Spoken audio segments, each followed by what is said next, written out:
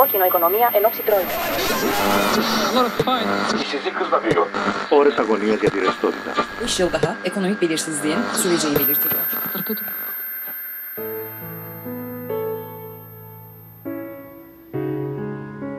Τέλειωσα το πανεπιστήμιο τον Νοέμβριο του 2012.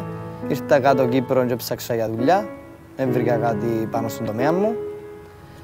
Μετά ήβρα μια ευκαιρία στη Λευκοσία σε ένα εθελοντικό πρόγραμμα. Έτσι, παράλληλα, για να μπορώ να βγάλω τα προς το Δήμο, έκανα και μια part-time δουλειά σαν οδηγός λεωφορείου σε ένα φροντιστήριο. Τώρα ήβρα μια δουλειά στο εξωτερικό και φεύγω, πάω Αμπου-Ντάμπι. Εντάξει, δεν είμαι ευτυχισμένος που φεύγω, αλλά τουλάχιστον ξέρω ότι ήβρα μια καλή δουλειά.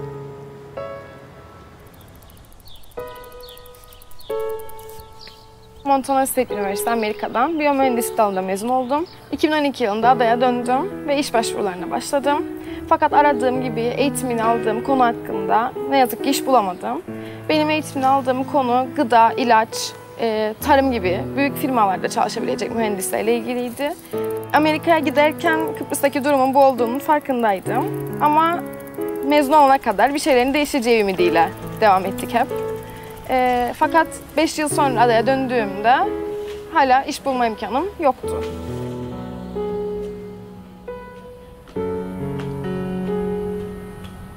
Είχαμε μερικές οικονομίες και ανοίξαμε ένα μαγαζί, σουβλάκι, ελληνικό σουβλάκι. Στην αρχή πήγαινε καλά.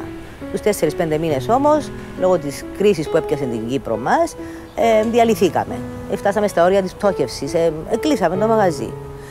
Έκτοτε ο άντρας μου κάνει διάφορες δουλειές. Οδηγός ταξί, σε καθαριστήριο, απλά για να επιβιώσουμε, για να έχουμε φαΐ το μεσημέρι σπίτι μας να φάμε. Λοιπόν, τώρα δόθηκε μας μια ευκαιρία για μια εποχιακή δουλειά, καλοκαιρινή, για 1,5 μήνα, να τραγουδούμε με τα αντέφια μας στην παραλία. Είναι επιβίωση, πρέπει να το κάνουμε.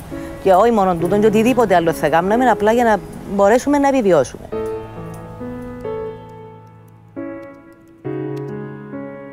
Bir proje çıkardık. Projemizin feasible olduğunu gördük. ATX kasaları üretmeye başladık. Bütün bu hizmetleri biz verirken birçok sorunla karşı karşıya kaldık. Halbuki bizim ürettiğimiz bu ürünleri çok rahatlıkla Avrupa Birliği ülkelerine, çok rahatlıkla Arap ülkelerine bulunduğumuz Kıbrıs'ın konumundan dolayı çok rahat pazarlayıp ve bu fabrikanın halen daha çalışılığını devam ettirebilirdik. Maalesef tabii ki birkaç yıllık üretimden sonra üretimin artık feasible olmadığını tespit ettikten sonra üretimi durdurmak zorunda kaldık.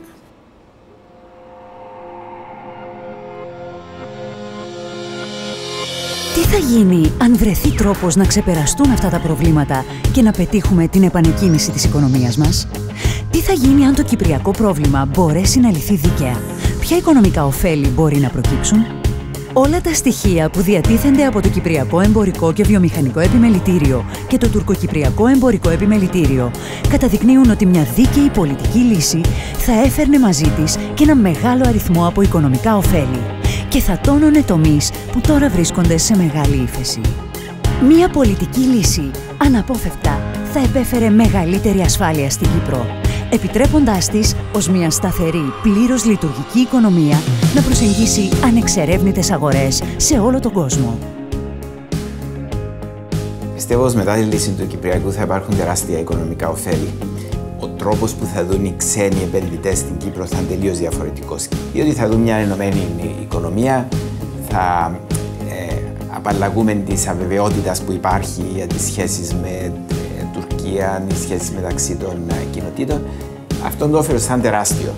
Διότι το κυριότερο πράγμα που χρειάζεται τώρα η Κύπρος είναι ξένες επενδύσεις, ρευστότητα από το εξωτερικό. Biliyorsunuz ülkemizin ve aslında bugün dünyanın en önemli sorunlarından biri olan işsizlik sorunudur.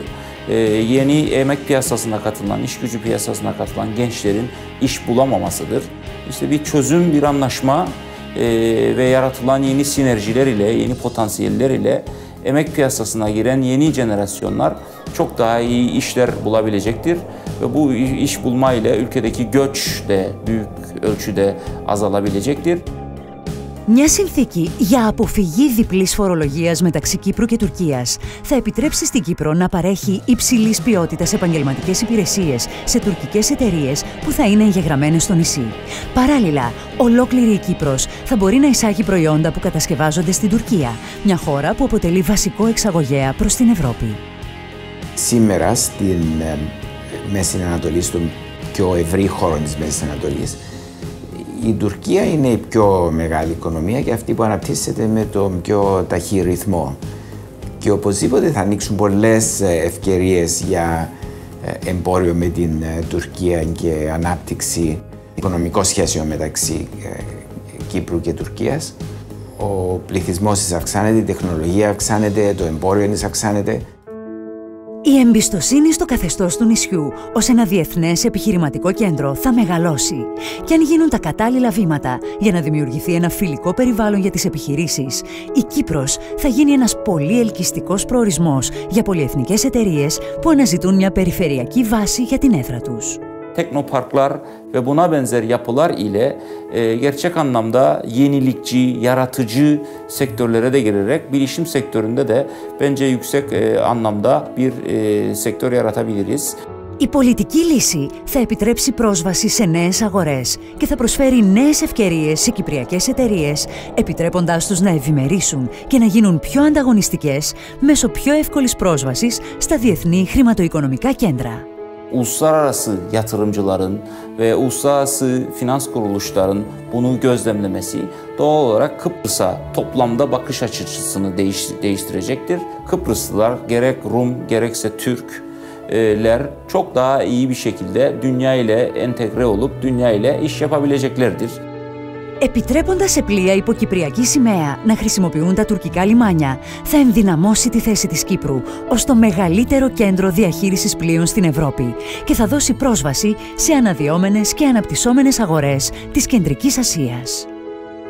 Μια συμφωνία θα δοθεί ευκαιρία στους πλειοκτήτες που χρησιμοποιούν την Κύπρο σαν βάση για τις εταιρείες τους και τα πλοία τους να χρησιμοποιήσουν τουρκικά λιμάνια και αυτό θα είναι ένα τεράστιο όφελος για την οικονομία. Η πρόσφατη ανακάλυψη των αποθεμάτων φυσικού αερίου στα κυπριακά ύδατα δίνει την ευκαιρία στα πανεπιστήμια της Κύπρου να προσφέρουν νέα επαγγελματικά προγράμματα σπουδών, τοποθετώντας την Κύπρο ουσιαστικά στον εκπαιδευτικό χάρτη και δημιουργώντας νέες ευκαιρίες εργοδότησης. Θα υπάρξουν όμως κι άλλα σημαντικά ωφέλη. Ο τουρισμός είναι το πιο εμφανές. Ένα ενωμένο νησί που προσφέρει ένα πιο ολοκληρωμένο τουριστικό προϊόν θα μπορούσε να διεισδύσει σε αγορές ανεκμετάλλευτες μέχρι πρότινος. Ekoturizmden tutun da din turizmine, kongre turizmine, deniz, güneş, doğal güzellikleri turizmini bunları biz ada genelinde hep yapabiliriz. Ο τουρισμός στην ελληνική κοινότητα είναι ανεπτυγμένος φυσικά, είναι ελάχιστες οι προοπτικές για περαιτέρω ανάπτυξη, αλλά στην κυπριακή κοινότητα δεν είναι ανεπτυγμένος ακόμα. Και όπως ξέρουμε υπάρχουν πολύ όμορφα μέρη της Κύπρου που θα μπορούν να αναπτυχθούν και θα δώσει σε ολόκληρη την Κύπρο ένα μεγάλο σπρώξιμο στην οικονομία. Ο τουρισμός όμως δεν είναι ο μόνος κλάδος που θα ωφεληθεί. Υπάρχουν κι άλλες θετικές επιπτώσεις που θα μπορούσαν να οδηγήσουν σε διεύρυνση και ανάπτυξη των οικονομικών κλάδων που δεν έχουν ακόμα αναπτυχθεί. Türkiye'den gelecek su projesi ki 2014 yılı ile gerçekleşiyor bu. Yılda 75 milyon metreküp sunun Kıbrıs'a gelmesi demektir. Turizme bu sunun önemli ölçüde sağlanması bize katkı sağlayacaktır ve gerçekten adada katma değeri yüksek niş nitelikli tarım ürünlerinin yani organik tarım gibi sektörlerin gelişimine yardımcı olabilecektir.